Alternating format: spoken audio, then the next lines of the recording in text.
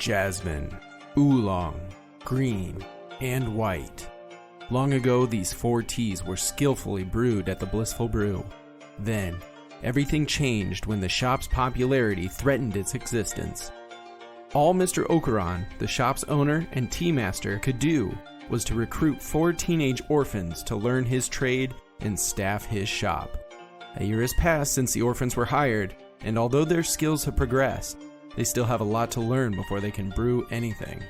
But I believe that they have the potential to make the Blissful Brew the greatest tea shop in the world. Welcome, welcome. Step right up. Have we got a show for you tonight, folks? That's right. A tale of awe and wonder, adventure and high stakes. A tale about... What? Who? What do you mean the story's about the cleaning boy? Well, that doesn't sound at all interesting. I mean, it's a heck of an interesting tale, folks. You won't want to miss out tonight. So grab yourself a ticket, buy yourself some fire flakes, and hurry inside to get yourself a seat. You won't want to miss out on this theatrical masterpiece critics are calling the story of the century. I will be there, your host, Williams-Gorsett, and ringmaster of this here carnival. And the story is about to begin right about now!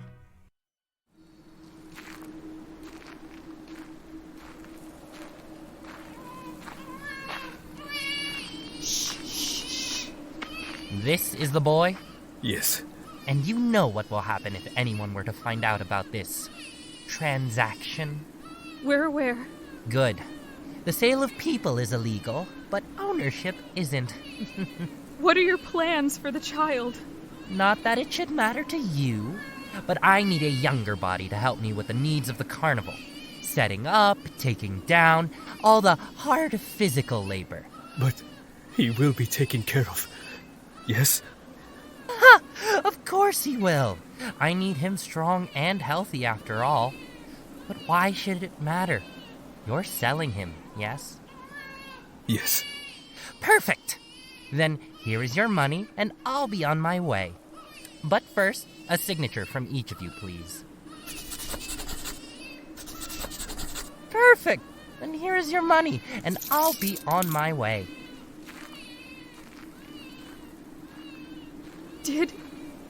Did we do the right thing? We have no other choice.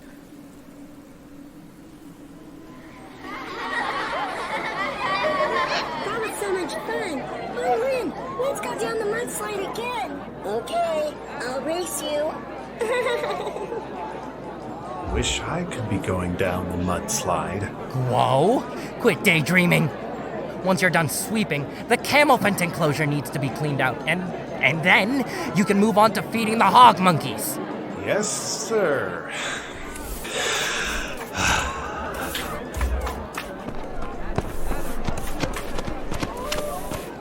Hey, you want to come play with us? We're going to the custard catapult game if you want to come along.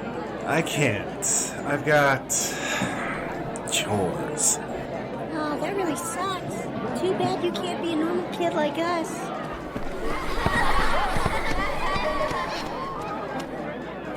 You're telling me. Psst, Guo, over here. Huh? Maribel, what are you doing? I'm taking my break. Who's going to keep things running at the kissing booth? I'm sure Walter can handle things for the time being. Come on, let's go play some games. Okay. Which one? You pick. Alright, so we're going to jump into role-playing a little bit of this game that you have chosen, which was the Pebble Throw game. Basically, the way that this game is going to work, Dave, aka Quo, is that as you're standing there with Maribel, and you guys are watching as they set up for this game, an Earthbender who's running it, his name it is Bolton. And Bolton takes 2 big stomps into the ground, and a number of various earth pillars just kind of shoot out, all perfectly cylindrical, right? Yeah. And on top of each of them, you see these clay figurines, and you know that you personally and Maribel, of course, would know that Bolton actually makes these. He's kind of an earthbending artist, and that's what he does. So he has these. They're not super detailed. You know that he's capable of making really detailed ones. It's completely irrelevant, but I'm just putting it out there. But he makes these ones just kind of like a basic general shape. So there might be one that's like the shape of a person, or one that's the shape of a frog, squirrel, or one that's, the shape of A hog monkey, or a spicy dragon fruit. So anyways, the goal of the game is you have a handful of 5 pebbles, and your goal is to use those pebbles and throw them, or technically nothing's stopping you from like doing some sort of subtle earthbending to break these, and when you do, you get a prize. There's a number of like stuffed animals, kind of classic things that you would get from a carnival booth, right? So like small toys to big toys. Hopefully they don't have any food prizes like stuck inside of these figures or something. No. Well, and the prizes themselves are actually on the they got them like on the wall. That makes more sense. Yeah, so there are, let's say there's about 10 different clay like figurines that you can hit and smash. So it's entirely up to you, like which ones you want to aim for. I can give you a list of like what's up there. So they have one of each. They have a waterbender, an earthbender, a firebender, and an airbender.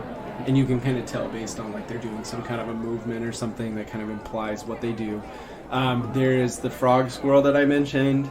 There is, that's 5. Okay, so that's... I didn't come up with this beforehand, so I'm just trying to like make it up on the spot. Okay, you said there's the hog monkey. These are all animals that would be at the zoo, or not the zoo section of this carnival. So there's a camelphant, so that puts us at 7. And then the other 3 are all like fancy foods. So one of them is like a custard pie, but the downside of it is that it's sitting like it would. Like if you were serving somebody the pie, it's sitting there, rather than like they turn it upside and make it a big just circular target that'd be easy to hit. And that's kind of obviously advertising for the custard catapult game. They also, going back to the animals, they have a butterfly fish, because that's kind of a throwback to another one of the games that's available.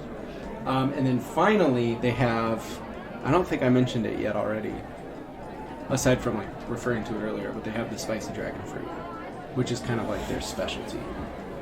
So those are your 10 targets you can hit. You know that each one has a different colored stone inside that's worth like a different number of points. So green stones are worth 1, blue stones are worth 3, and red stones are worth 5. The big prizes, like your giant stuffed animals, those are like 25 points. And then they're like in increments of... they'd be in every increment from like 25 down to 1. Oh, okay. Yeah, so whatever you want to pick out and throw something at. I'm gonna, start it off easy. I'll show you how it's done, Maribel, and I line up my sights on the hog monkey. Oh, okay. I'm gonna have you roll a... are you using any kind of earthbending, or are you gonna play it honest? Yeah, I'm gonna use my pinpoint aim. Oh, okay. That's a good idea. Which is one of my fighting techniques. Right. So I'll take the time I need to line up a perfect shot and become prepared. Ooh. So this is kind of a preparation before you even take the shot. You're like scoping it out. You're like, all right, I got it in my sights. Yeah. Awesome. Okay. Fling this rock at the hog monkey. Man, that thing looks pretty realistic, actually. Sorry, bud. All right. So I got an 8. 8? Okay. I would say that is a success. So you flick this stone forward. It hits the hog monkey. The hog monkey shatters, and out pops a green gem. Nice shot, Guo. Ha! Solid hit! You haven't seen nothing yet. Which one do you want me to hit next? Maribel wants you to hit it from, or hit the see if you can hit the rainbow fish. No problem. I'm just gonna go for it on this one. Yeah, absolutely. actually. I got a 9. 9. A Awesome. 10 actually. Awesome. Okay.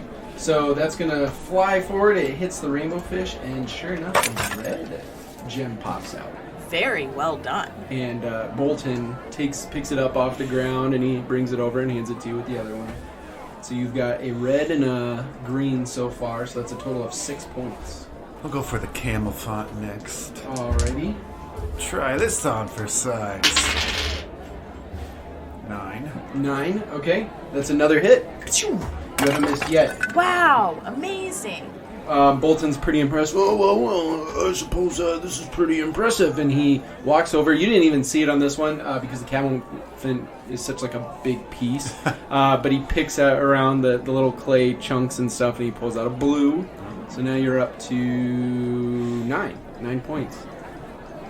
You've got 2 stones left. All right, time to catapult this custard. 9. 9. That's another hit. Nice shot, Guo. Successful again. He walks over to the shattered pieces and pulls out a green.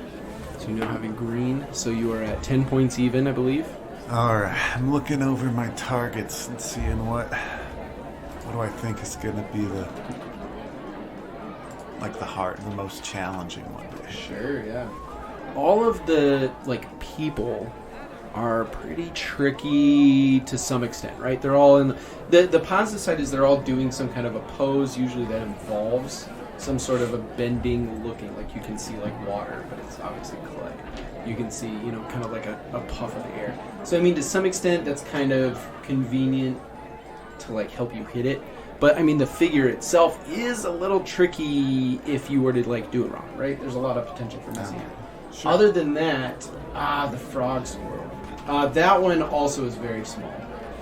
I'm gonna go for the earth-bending figure. Okay, sounds good.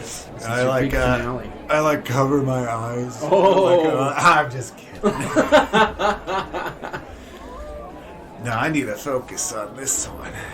I'm like, okay, Guo, you can do this. And I take pinpoint aim. He pinpoint aims again. So I become prepared.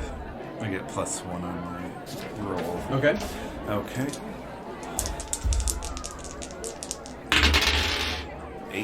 8. All right, perfect. Yep, that's just enough to hit it. I barely clip it, but it you clip it. shatters. It spins around and then it just falls onto its little platform and it shatters when it actually falls. You did it, Guo. You won. And Bolton goes, "Oh, that was a close one, but sure enough, you got it." So he walks over and he picks out a blue. So you have officially accumulated 13 points, which is roughly maybe a slightly bigger than medium prize. Solid. So looking over the prizes, like I said, I mean, it's kind of so your ones are going to be things like marbles and little plastic ninjas. No, I'm just kidding. But, kind of along those same lines, maybe a little small treat. There's they have frozen spicy dragon fruit chunks. So that's kind of, like I said, the whole spicy dragon fruit thing is kind of their specialty. So obviously they have those kind of at the lower end of the prizes. Moving up into your medium prizes, you have kind of regular size stuffed animals, maybe some masks, small hats or costume pieces, just little things though. And then of course at the top you have your giant stuffed animals. You have very ornate pieces of pottery or clay pieces, or you also see that he has very detailed versions of some of the figures that you actually just shot at with the clay. So when he does his stuff, and some of them on the absolute highest tier, so at your 25 points, they're actually he's painted them personally. So those are kind of the super rare things. So Guo sees on the low end of the prizes a small bag of stone marbles or something. Oh, yeah. And yeah, those are probably I'd say if it's a small bag of marbles, probably maybe 5 or 6 points. Okay. So he'll get that and be like, ha, these are pretty neat. There's our callback to, yep. And he'll put that bag away in his pocket. Can you even call that a callback? That's like a foreshadow. Yeah. I don't know what the term is for that. Okay. And then he's gonna look at like the masks because he's probably got maybe enough for a medium prize. Yeah. Somewhere in there, yeah. And he's gonna pick out this rainbow fish mask since Maribel wanted me to hit the rainbow fish earlier. Okay. And it's like, here, Maribel, this would look great on you. Of course, anything would. Aw, Guo, you shouldn't have. You're so sweet. So yeah, I'll give that Awesome. to her. All right, perfect. And with that, you and Maribel have just had a good, 10-15 minute break playing one of the games at the carnival that normally you guys wouldn't get a chance to play. So you've had a little bit of fun. Thanks for convincing me to sneak off, Maribel. Well, thanks for having some fun with me. It's no fun watching everyone else have a good time playing the games and watching the shows we put on and not getting to enjoy them ourselves. Yeah, I know exactly what you mean. Well, I better get back to the kissing booth. Walter's lips are probably chapped having to run things by himself at this point. Nah, I'm sure the customers are just waiting for you to come back. You're a much better kisser than Walter. Oh yeah? You think so? 100%. Well then, here's an extra special thank you for me then. Mwah! Oh, well. Quick, hide! Over here! What is it? It's Chang. See? Oh, crap. I'm supposed to be feeding the hog monkeys. I know. Why do you think I told you to hide? You don't want to be caught slacking off. It looks like he's with someone. I've never seen that guy before. That's a pirate. What? I've seen their type before. Trust me. Wow, a real-life pirate. Don't get the wrong idea, Guo. I know some people like to glorify pirates, but the reality is that they're bloodthirsty monsters who will do anything and everything for a little gold. You don't want to get mixed up with them. Got it. Looks like they're headed to Chang's tent. I'm gonna get up close to the tent and see if I can hear what they're saying. What? Don't do that. What if they catch you? Don't worry, Maribel. I'm pretty sneaky, you know. Just be careful, Guo. Mwah. Oh, you know I will.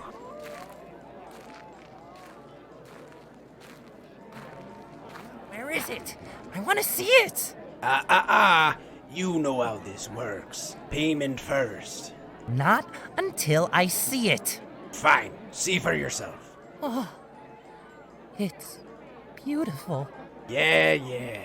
Now give me the information. Fine. I have it on good authority that there's a passenger ship leaving Fire Fountain City carrying a number of high-tier valuables. How good of authority? A production worker from the factory mentioned it. So I went down to the docks and saw them loading a bunch of stuff onto a passenger ship. So I asked myself, why the heck would they put anything other than passengers on a passenger ship, right? That is quite strange. Exactly! So I went down to one of the pubs at the docks and got into a chat with one of the crew. He was pretty drunk by that point and spilled a lot of the details. Did he say what they were loading in? Well, not exactly, no. I ought to take that missing information out of your payment. Wait, no, please. Tell you what, I'll give you the antique piece of junk as we agreed. But if I find out there ain't nothing worth my time on that ship, I'll be showing up to your carnival next week and taking back what I'm owed. Understood. I assure you, the info is good. Don't you worry. It better be. By the way, what do you want that old scepter for anyways? Oh, it's just a collector's item. I'm a big fan of the creator is all. Well, thank the spirits for collectors like you. You people make up the majority of my business.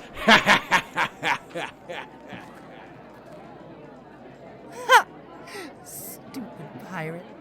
You have no idea the type of power this scepter holds inside of it.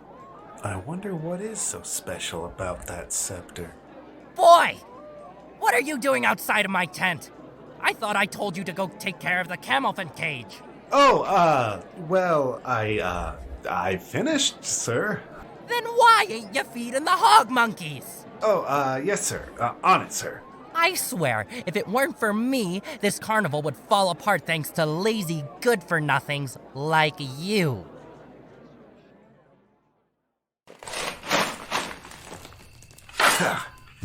So then the pirate guy says, "Aye, your intel better be good or I'll come back here and slice you limb from limb before throwing you into the sea for the squid sharks to eat ya." and then the pirate gave him some sort of scepter that Chang said was special. I wonder what's so special about it.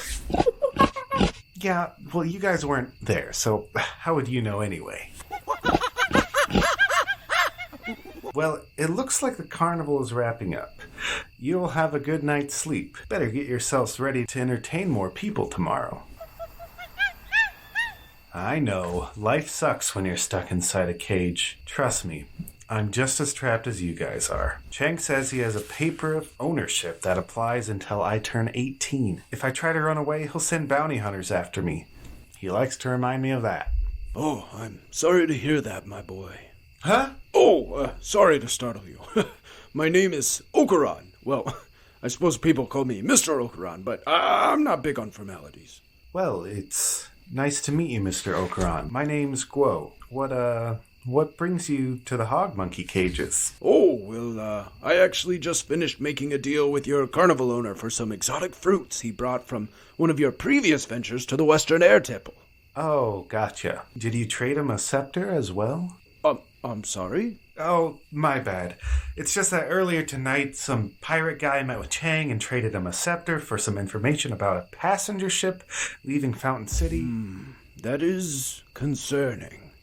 Especially since I'm headed to Fountain City in the morning to grab some ingredients, and I'll be taking a passenger ship back to the Earth Kingdom afterwards.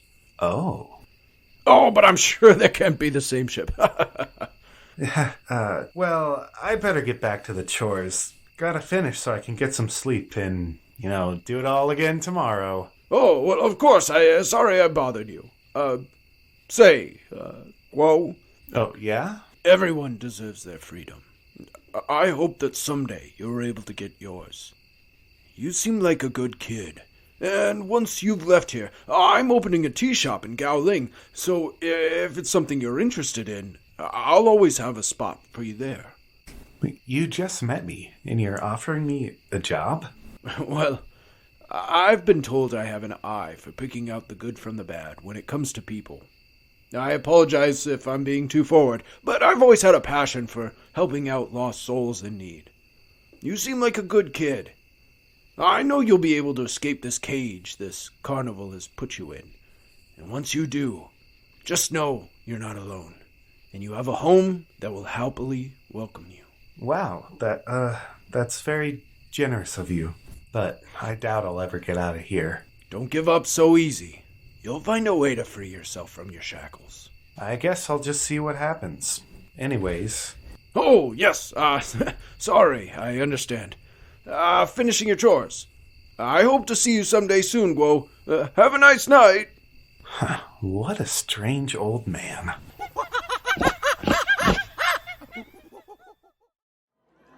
Whoa! Over here! Hey, Maribel. Sheesh, it's a busy day today. What's up with that? I'm not totally sure. I think I heard someone say that there's some sort of special holiday or something. It's the harvest moon. It marks the beginning of the crop harvesting season. Oh, Kallik. I didn't see you there. So, a harvest festival, eh? Sounds pretty cool. What are you doing over here? Aren't you running the custard catapult game? It's been so busy I ran out of prizes. I think there are more back here somewhere. Ah, here they are. So how do they know to celebrate? Who decides when the crops are ready? It's the moon spirit. Tonight will be a full moon, good for a waterbender like myself. Ooh, a full moon. That sounds pretty solid. Yeah, that would be beautiful. It is also a warning. A warning? It is said that when there is a full moon, the gates of the spirit world are open. Spirits may walk among the living, so be on the lookout tonight. Now, I thought the spirits were good, though. Well, sure, Many are good, but there are evil spirits as well. Ones that want to do us harm. You sure do know a lot about the spirit world, Kallik. Well, we from the Water Tribe have always been very close with the spirit world. I know firsthand how dangerous they can be. Well, Guo and I will definitely keep our eyes out for any evil spirits tonight. And your other senses, too. Some spirits cannot be seen, but they can be heard or felt, or even tasted. What do you think a spirit tastes like? The world of spirits should not be taken lightly. Just last night, during my meditation, I could sense an evil right here in the carnival camp. Something dark is brewing. I fear what tonight will bring. What do you think that was all about? I'm not so sure. Kallik has always been kind of a strange guy. You've got that right. Whoa! Where are you? I told you to have more custard pies ready an hour ago. Oh, jeez. I better go. See you later tonight.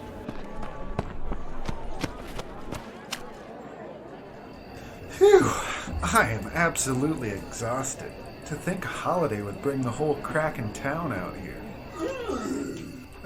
Sir, those are actually for employees only. You're not supposed to... Ah! What's wrong with your face? What? Stay away from me. Stay away. Get back. Get back. Ah! Maribel! Whoa, you okay? You look like you've seen a ghost or something.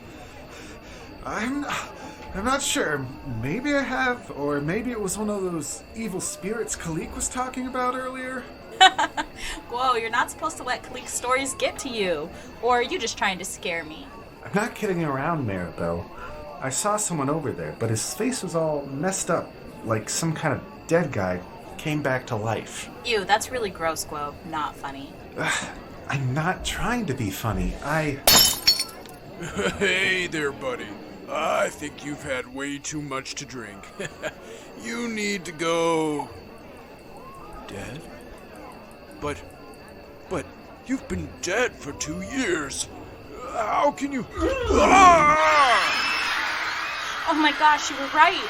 Come on, you gotta get out of here. I've got to check on Walter. He's back at his tent taking a break. Are you sure that's a good idea? I'm not going to leave him there to unknowingly get attacked by whatever those things are. Okay, well, meet me at the head tent in 10 minutes, okay? Got it. Dave, Guo Han has just discovered these strange monsters have taken over their carnival. And they seem intent on attacking the people there. You just promised Maribel that you would meet her at the main tent in like 10-ish minutes. And you watched her rush off to go save her kissing booth partner. Not like that kind of partner, but just like coworker. Who's over in his tent taking his break from kissing people for money. And you find yourself standing there amongst a massive, just panicking crowd of people who are running this way and that way throughout the carnival, knocking things over, pushing through tents, going into tents, rushing out of tents in fear as something follows them from behind. What are you doing? Oh my goodness. This is madness. Madness? This is spot. No, okay, sorry. What would Guo do? WWGD. Get your WWGD bracelets today. Could be WWGHT. Guo Han. Could be. Of course, Han is last name. Alright, so he's thinking he's got to meet up with Maribel at the main tent, the head tent. Mm-hmm. But they're going to get out of here. They're going to need probably something to get through this crowd. Sure. This madness. Okay. So he's going to go back to the camel font cage. Okay. The camel font pen. And try to get a ride. Okay. All right, so you rush back over to the well, something you know the path to, no matter what, because of how many times you've had to clean it and feed the camelfint. You rush over to the camelfint's tent, and there it is. It definitely looks a bit spooked. It seems to be a little bit fearful of the situation at hand with people running by screaming. You know, it's not used to this kind of noise. Noise for sure with the carnival sounds and everything, but not this kind of noise. And it definitely looks very skittish. Oh, hey, easy there, Peanut. Calm down. I got something for you. And he, like, go to the nearest trash can and pick out, like, some popcorn or something. Okay. There's plenty of that. I mean, you wouldn't even have to go to the trash can. Somebody probably dropped their bag of fruity popcorn or whatever. Fire flakes. Yeah. Somebody dropped their bag of fire flakes on the ground. So I'm going to try to get Peanut's attention with this carton of popcorn. Okay. And draw its focus away from all the chaos going on around it. Sure. Let me have you... Oh, interesting. Okay. I was about to have you rely on your skills and training, but I think it'd be more appropriate to do a comfort and support. Comfort or support. So it says when you comfort or support another... Well, it says person, but in this case it's an animal.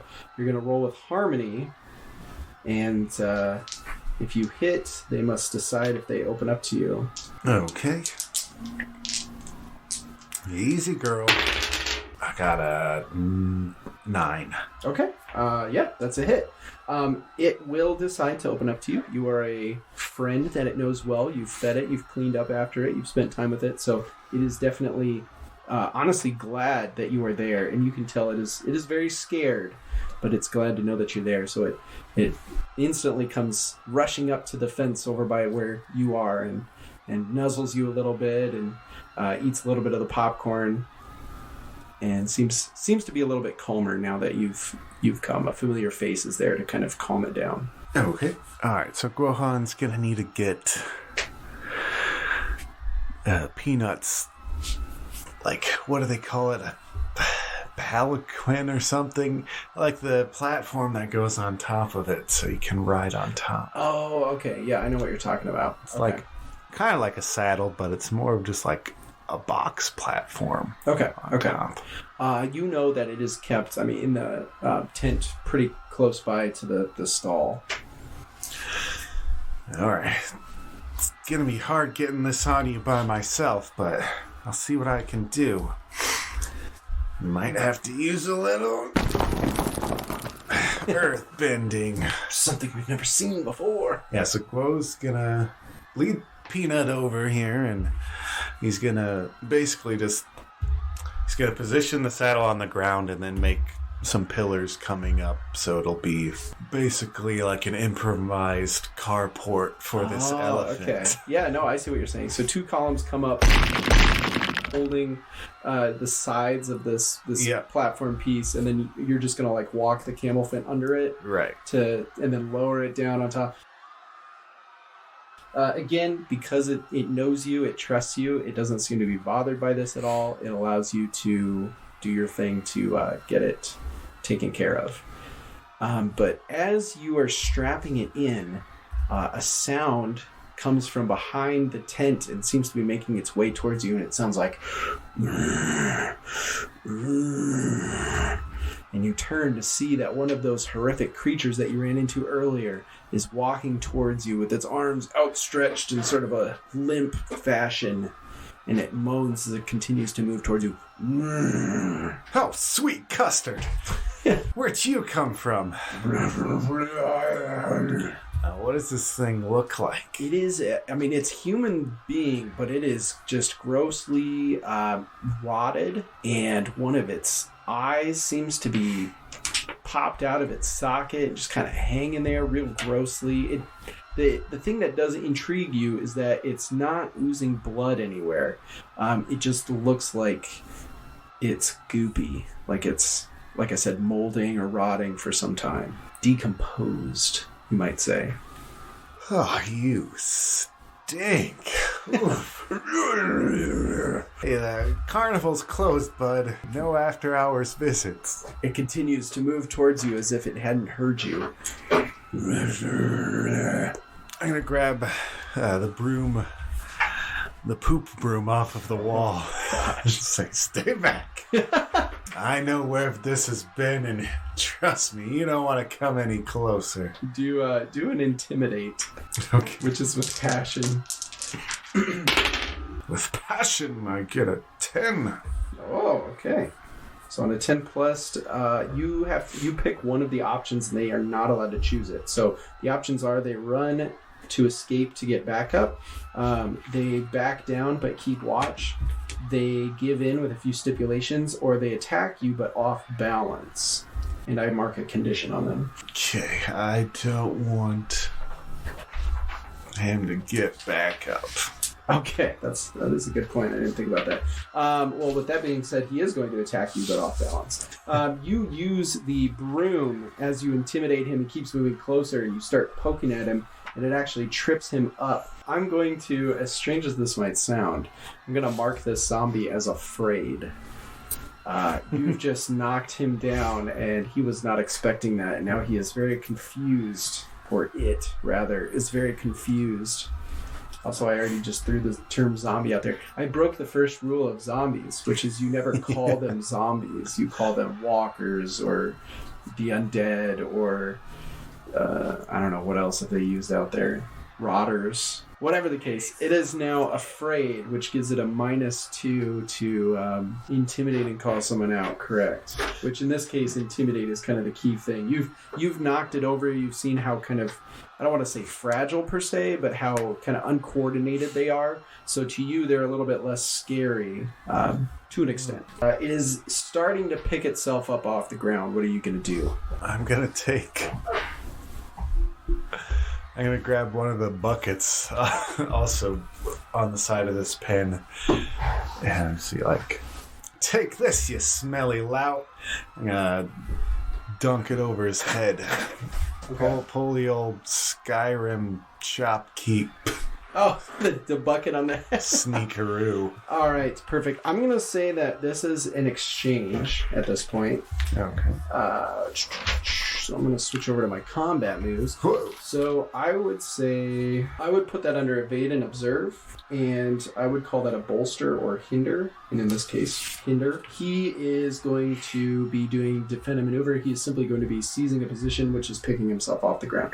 So as he picks himself up off the ground, you're going to roll with creativity or harmony, and we'll see if you're able to hinder him with a bucket on his head. Do creativity. Nice. Ooh, I only got a 4. 4 total. So you go to put this bucket over his head, and he's able to kind of just dodge out of the way, and the bucket falls onto the ground. And now it's kind of close by him, and you're like, oh, I don't know if I want to reach past him to try to grab it, because he's right there, and he's kind of gross and spooky. So, I got it on my hands. Gross. So, stay back. Do you want to continue with the exchange? Maybe try another move on the list? Yeah. Okay. I'm going to try to lead him underneath the saddle that's still suspended. Okay. And away from the camel font. Okay. I would call that, I would say seize a position. Probably be the best bet here. Mm-hmm.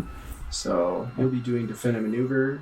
He is going to be doing an evade and observe, and he is going to also be doing a bolster hinder to basically just try to grab you. So you'll get to roll first. Focus. I got a 10. Or no, a 12. Oh my gosh, wow. You have a list of things that you can do, including choosing 2 different options, basic or master techniques, or using a practice technique, or marking 1 fatigue to use a learned technique. I'm going to do one of my learned techniques. Okay. Called Pinpoint Aim. Okay. Tell me a little bit about Pinpoint Aim. So, Pinpoint Aim says take the time you need to line up a perfect shot. Become prepared in the next exchange. If you advance an attack, roll with focus or passion, If you choose strike, you do not have to mark fatigue to choose what you inflict.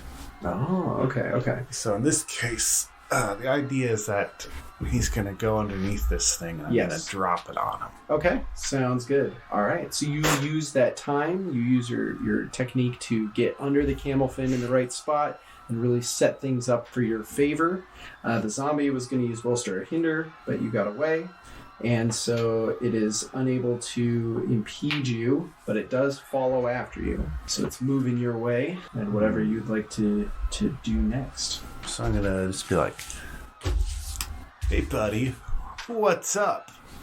And then I'm going to lower my pillars and drop the thing on. All right, sounds good. I won't make a roll for it because you lifted the pillars as it is.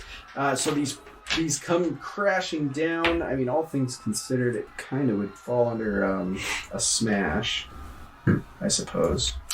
I mean, it would, be advance and attack. Yeah. Okay, so I'll have you roll with that since it is technically one of those, I guess.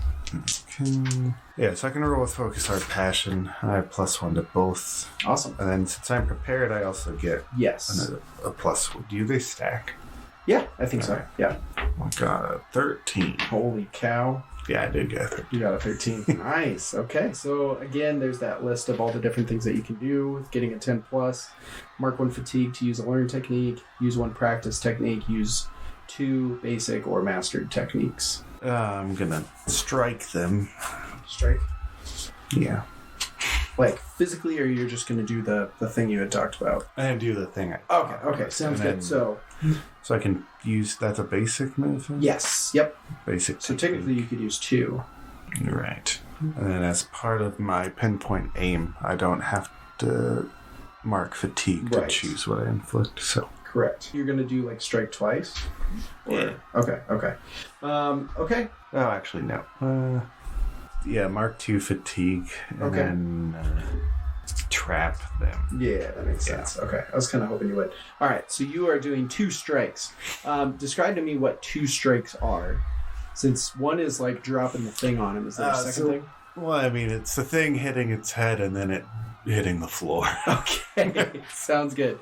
All right. So not only does this platform piece come falling down onto this undead creature, it knocks it, flattening it up against the ground, holding it down, holding it trapped. It is obviously exhausted. It tries to get up. It cannot lift this platform that's on top of it. So it is basically completely disabled at this point on the ground, struggling underneath the weight of this sort of platform saddle type deal. A solid hit by Guo. Did you see that, Peanut? Did you see that? Oh, well, now your saddle's all... Ah, great. How do you feel about going bareback, Peanut? Alright, maybe I can find some rope or something. So I'm gonna look around and find... It does have like some on its... like a muzzle almost in a sense. Okay. Not Some covering sort its of, like, mouth, but just like a rein, yeah. Yeah. I guess this will have to do. So yeah, I'm just gonna climb up. It's a little uncomfortable, but you're able to do it. You've had many years of experience riding animals at the zoo. Usually a lot of people put you in charge of kind of getting them ready. Yes. All right, girl. Let's go find those kissing fools. Awesome. So where are you riding off to? I think I'm just going to head towards the kissing booth. Okay, sounds good. You start heading over towards the kissing booth, and things are starting to die down a little bit, but you can definitely still hear, some various screams and shouts of terror throughout the carnival, kind of more on the outskirts. You're kind of a little bit more towards the center of the carnival ground. And you make it to the kissing booth, and there's not too many people around, but what you do see is Kallik himself is, he looks like he's hiding behind the kissing booth, and he sees you coming, and he says, Go? What are you doing on the camel fan? I'm getting out of here, Kallik. Have you seen all these dark spirits that are around? They seem to be quite dangerous. Yeah, you've seen them too. That's why I'm hitting the road. Something is very wrong. Very wrong indeed. Gotta get out of this mess. Get out where it's clear. Yes, okay. Do you mind if I ride along? Yeah, Yeah, come on up. Many thanks. He hustles up. He's not quite as practiced as you are on getting onto the animal, but he manages to get up eventually. Kallik, have you seen Maribel? Or Walter? Unfortunately, I have not. Not since we were discussing things at the kissing booth earlier. Ah, no. Well, maybe she headed to the head tent anyways. Yes, and we should check on Chang while we're there. Something tells me that he has something to do with all this. You could be right. And as you guys ride, it doesn't take you too long. It's not like a hugely sprawled out carnival area. But eventually you do get to the main tent. Standing out front, holding a scepter, which now kind of has a light glow around the sort of ball of it on the end, is Chang himself. And he seems to be almost beaming with happiness at the moment.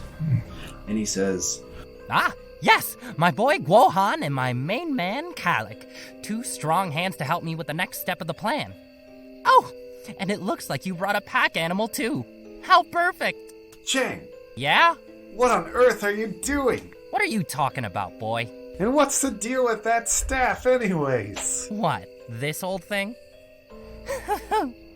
Well, that shouldn't really matter to you right now.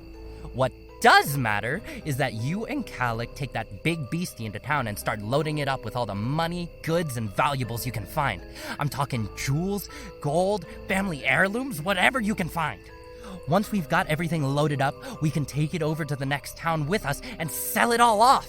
We're gonna be rich. What? I can't believe what I'm hearing right now. What? The people here are terrified. Running around, hiding. Now is the perfect time for the looting to begin. Chang, do you have anything to do with what's going on here? Like I said, you don't need to be asking any questions. All you need to do is exactly what I tell you to do. Or do I need to get the paperwork out and remind you who owns you? And Kallik leans forward and he says, Go! That staff in his hand! It seems to be glowing with some kind of spirit energy. I think that... No, it can't be.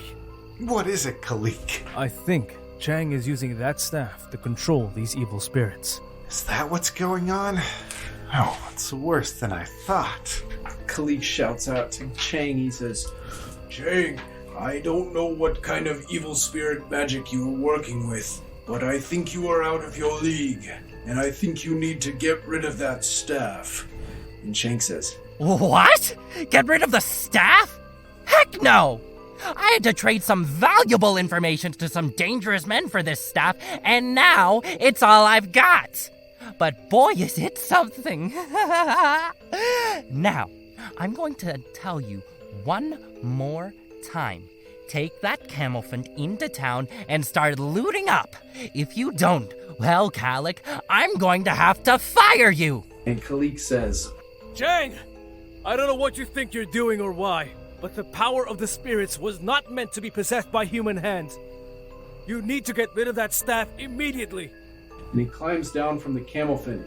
And as he does, Chang raises the staff, and some of the undead in the area start moving towards you and congregating around Kallik. And he says, Kallik, I'm going to give you one last chance. Join me, do as I say, or face the consequences. And Kallik starts kind of turning around, very fearful, looking in every direction, not sure what to do as these things are starting to surround him. You've gone too far this time, Chang. I don't give a dang about your paperwork. I'm not your dog. Kallik's one of my few friends here in this miserable place. One of the few bright spots in my monotonous day of chores and dung and mushy fruit that sometimes stinks. Where do you get that stuff anyways? From the same shady characters that gave me this staff. Maybe you and Kallik need a bit of a rundown on what this staff is all about to properly motivate you to follow orders. See, this staff was created by a very special blacksmith living in the North Pole. He hunted down and trapped a grave spirit there and fused it with this staff. Without that spirit of the grave to guide lost souls to the afterlife, those who died in the area were trapped right along with it. And now, I control all those souls who are able to possess the bodies of the deceased, and they do whatever I say. If I say attack someone, they do it. If I say take things, they take them. Heck, if I were to tell them to eat someone, they do that too. Where's Kallik at? Is he still on the elephant? He is. The camel font? He is just below. He got off and he's standing like just on the ground right next to the camel fin as these undead creatures are kind of starting to move in. Yet another creature in a cage to add to your menagerie. Well, that's what the carnival is all about, isn't it, Guo? Creatures in cages performing for the paying audience to see. Well, that's one ticket I won't be buying. Oh, yeah? And what are you going to do about it? Suck stones, Chang! And I pull out my pouch of pebbles from my bag. Yep. No, that totally checks out. Okay. So yeah, you have this pocket full of pebbles. What are you doing with these pebbles? I'm going to try to shoot one at Chang's fingers to get him to drop this staff, this scepter. Because you have this bag of pebbles from the game in the first place, that would suggest to me that you have involved yourself in either running the game or at the very least helping with it a few times or two. So I'm going to call this rely on your skills and training. So Guo he's envisioning yes. So because that weak spot. Yeah, I would definitely say that because you have a lot of training with this, I'd say you definitely have a +1, sort of a preparation in a sense of doing this little maneuver here as you shoot this rock towards his fingers. As you're about to shoot this pebble, Maribel and Walter come running out towards the main tent, which is where you told them to meet them. Guo, what's going on? And for a moment, Chang is distracted by the fact that these two figures, you were kind of expecting it because, they had to get here eventually. But Chang is a little bit distracted, having seen 2 more employees and having a lot to focus on at the moment. So he's a little distracted. So I'd say you have a +1 on top of it. Roll with focus. I got a 7. You got a 7. You do it imperfectly. The GM tells you how your approach might lead to unexpected consequences. Accept those consequences or mark 1 fatigue. So the consequences of you missing could cause you to hit Chang himself, and that won't be enough to knock outside of his hand, but in a way that doesn't knock the staff out of his hand, and that might make his anger and attention turn towards you instead. So right now he's kind of focused on taking down Kallik. Yeah, that sounds good. Okay, sounds good. So you fire this little pebble out of your fingers, kind of like a kid playing marble. You just right, between your thumb and index finger, and it goes flying forward, and you're hoping that you can hit his hand to knock the staff out of his hand, but instead you hit him smack dab in the chin. Ah, boy! I'm going to have to teach you a lesson! And he moves his staff and he points it over at you, and all the zombie creatures start to move towards the camel fin with you riding on top of it. And as this happens, that's when Maribel, she shouts, Guo, what's going on? Ah! Walter, Maribel, perfect timing. I've got bags in the tent. Grab them and start looting the town while I take care of these 2 troublemakers. What? Looting? What are you talking about? What's going on? And what about all these monsters attacking everyone? And then she sees that the monsters are all kind of standing around. And then she sees, Chang pointing the staff towards you, and everything starts to kind of click in her head as she sees that the zombies are moving towards you, the staff is pointed at you. He just talked about teaching you and Kallik a lesson, and she realizes that he's obviously the one that's in control of these creatures. Look out, Maribel. Chang's totally lost it. Okay. She's going to rush towards Chang in hopes of, tackling him or something along those lines. And he takes a swing at her, and he hits her in the head with his big old scepter, and it knocks her to the ground, and she just lays there. Maribel, no! You dirty, rotten hog monkey. I didn't want to have to hurt your friend, Guo. but I'm going to have to continue hurting them until you do as I say. So what is it going to be, boy? That's what I'm gonna be like. So from my experience working with this camel font, it's got one of its moves in the show is this like fancy dismount.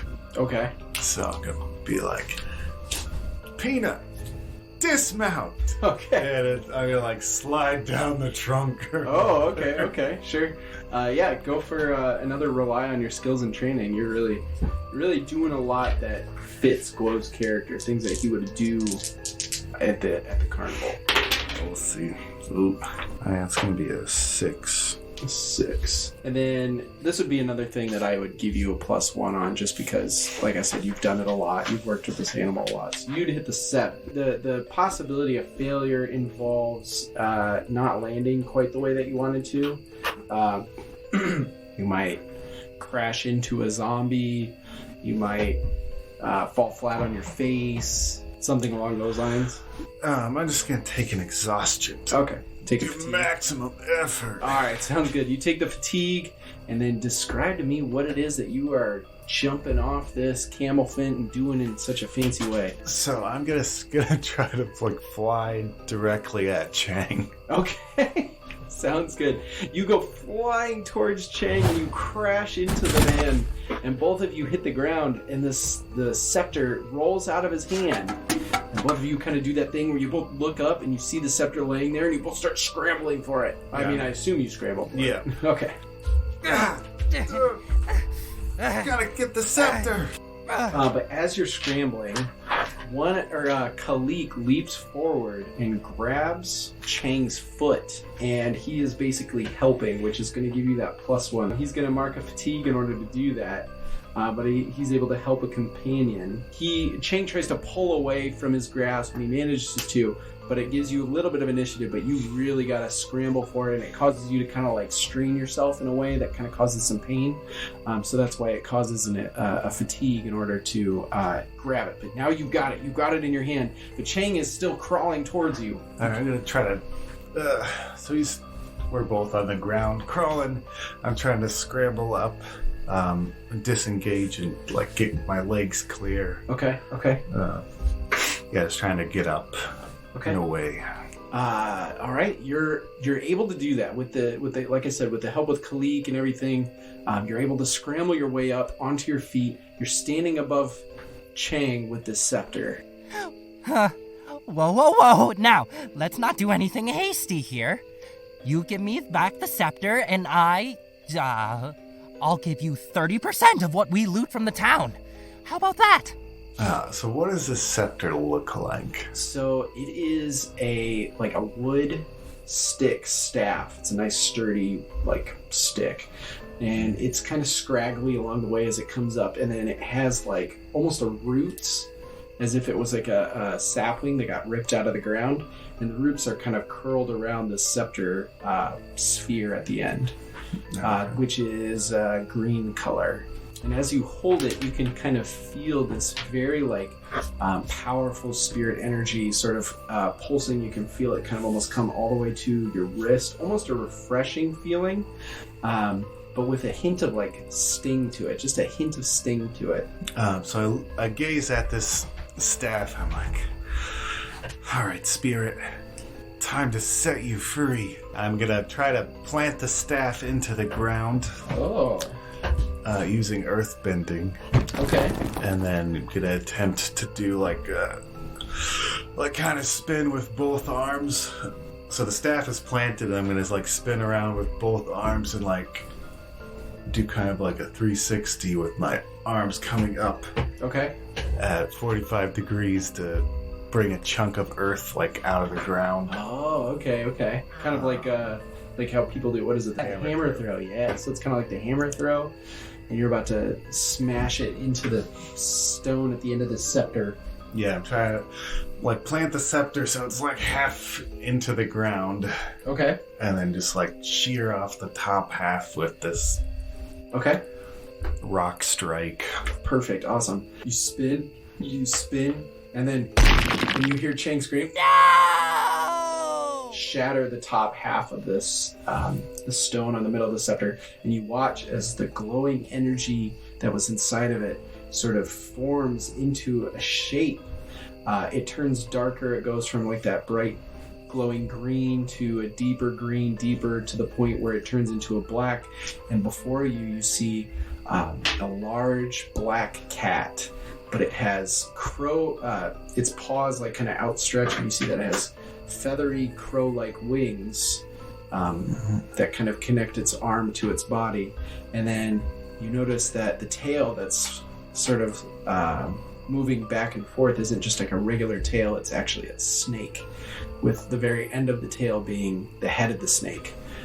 And the spirit looks you in the eye and it says, "Thank you for releasing me." And it turns to Chang and it says, "Although I am unable to do anything in this form to humans, know that my words will be taken to the utmost of authority, and you can expect an unpleasant place inside of Deku when you pass." And as it says that, it flies away. And Chang is just, his jaw is just dropped as he stares. Something inside of him just seems in full doom and despair mode, and he just has no words to speak as he watches this creature fly away. And as Guo watches it fly away, he's like, just kind of talking to himself. Okay. He's just like, "You're free, spirit. Free to go home. To a place where you belong." Kallik steps up beside you and he says, "You've done very well, Go. Who knows how long that poor spirit was trapped inside that cage, unable to continue its purpose in life." "Thanks for your help, Kallik. "Of course. Couldn't have done it without you." "No need to thank me, Go. Your good intentions and clever skills stopped Chang and his evil intentions." "Maribel, Walt, are you okay?" And Maribel, you notice that Maribel's not actually lying there anymore. She actually comes from inside of the main tent. She walks up to you and she hands you some papers and she says, I'm okay, Guo. I snuck into Chang's tent while he was distracted and got these. And you look at these papers and they are sale receipts essentially for the purchase of you when you were but a child. The papers. Don't touch those! Those are mine! Give them back to me! Well, it's got my name on it. And Kallik kind of steps in front of you to keep him from getting any closer. And he says, You have held ownership over this boy. How dare you filthy slaver! Sign the papers over to the boy immediately." And why should I do that? "That grave spirit said it would ensure you a dark place in the deepest parts of Deku. But as someone who speaks with the spirits often, perhaps I can quell its anger and restore your fate after death to that of the rest of us. Or perhaps I can speak with other spirits who can corroborate your evil deeds tonight and talk the fates into sending you even deeper into hell to atone for your sins." No, wait a second. Let's work out a deal, alright? Okay. How's this? Guo can have weekends off. That's a fair deal. Okay. He only has to work weekends. Fine. What's one kid? Give me the paperwork. I'll sign it. I can't believe this is happening. And I don't know, I'm just like gonna rush over, like with my arm on like Maribel and the other one on like Walt, as I like come up to just get a better view of him actually signing these papers. All right. Here. Just take it. And you can get out of here. I don't want you at my carnival anymore. Yippee! Do an Anakin Skywalker yippee as I raise these papers into the air. And actually, I throw them into the air. I'm like, oh wait, I need those. Shoot. And your friends help you pick up all the papers and get them back to you. And Maribel kind of looks at you a little bit sad, and she says, So, Guo, Where will you go now? Well, I think I'm gonna see a man about some tea. With that, we will end the prequel for Guo Han. Thank you so much for listening to our special Guo Han prequel episode. Before you go, I want to take a moment to say an additional thank yous to all the cast that was involved with this episode, most of whom you can find on Casting Call Club and other websites so that you can hear more of their work and maybe even commission them for their incredible voice talents. All links will be in the description below. Chang Sanani was voiced by FM Voice Acting. Kallik and Guo Han's father were both voiced by GantuDubs. Guo Han's mother was voiced by LateNightOJ, and Maribel was voiced by my wife, Emily Williams-Gorsett. Of course, Guo Han was voiced and played by David Masbergen, and all other voices were done by myself, Skylar. Don't forget to check back in 2 weeks for Brock Lee's combat-filled prequel episode. Here's a small hint on what to expect. If you're a fan of WWE, or in the Avatarverse, the well-known Earth Rumble Stadium, then you're in for a special treat. Of course, don't forget to follow or subscribe to our podcast through whatever podcast site that you're using, such as iTunes, Spotify, YouTube, and others. Additionally, you can follow us on Twitter, Facebook, and Instagram. Just look for the social media icons. Following us on social media gives you access to all news, announcements, and of course new episodes as they are released. You can check out our website, bendersandbrews.com, which will feature all of our episodes as well as news, announcements, and even cool character and player profiles. It's a great hub of information for the Benders and Brews podcast. And finally, we would be truly humbled if you would be willing to take the time to leave us a review if your podcast site allows you to do so, such as on iTunes. Or, in the case of YouTube, you can hit the like and subscribe button and drop us a comment. Tell us about what you thought about our podcast episodes. It sure would mean a lot to us. Avatar Legends is a tabletop role-playing game created by Magpie Games. Nickelodeon, Avatar, and all related titles, logos, and characters are trademarks of Viacom International Inc., all rights reserved. I also want to thank the following artists who you can find on Fiverr for their amazing creative work on this podcast.